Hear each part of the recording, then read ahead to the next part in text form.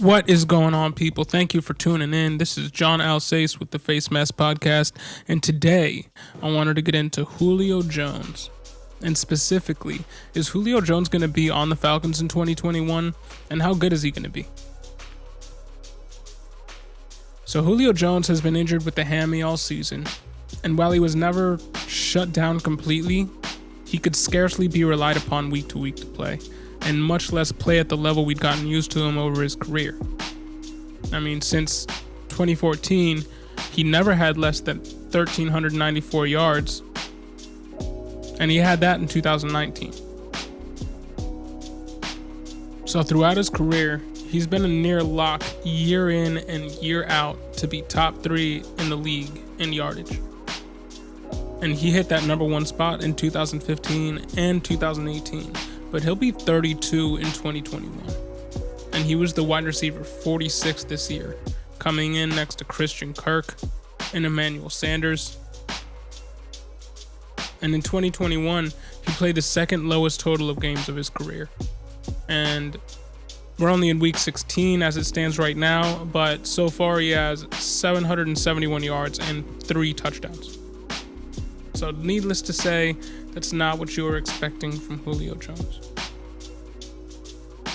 Now, if the cap in 2021 is forced to go down to $175 million from the $200 million it is at currently due to financial fallout from the pandemic, the Falcons will actually have the 3rd most cap debt in the league, and will be roughly $44 million over the cap with the current roster, without making any moves, with the exception of obviously cutting the unrestricted free agents.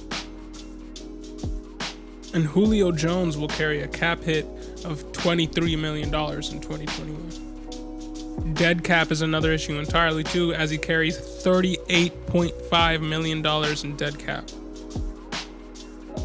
Now you see the picture I'm trying to paint here.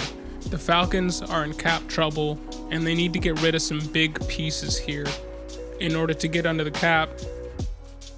Even if and this isn't even taking into account if the league cap were to stay at $200 million, they'd still have to get rid of a ton of cap.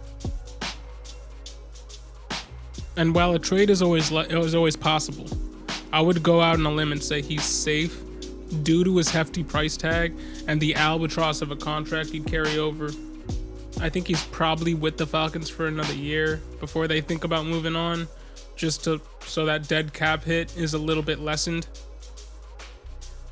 But I'd also go out on a limb and say Matt Ryan might be done in ATL sooner than later as a result of all this cap uncertainty.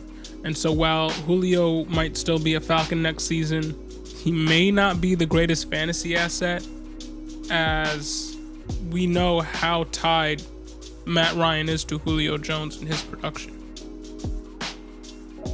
But the Falcons brass may be forced to hit the reset button on this team. This is a team that has struggled to stay relevant the past few seasons since their Super Bowl run a few years ago.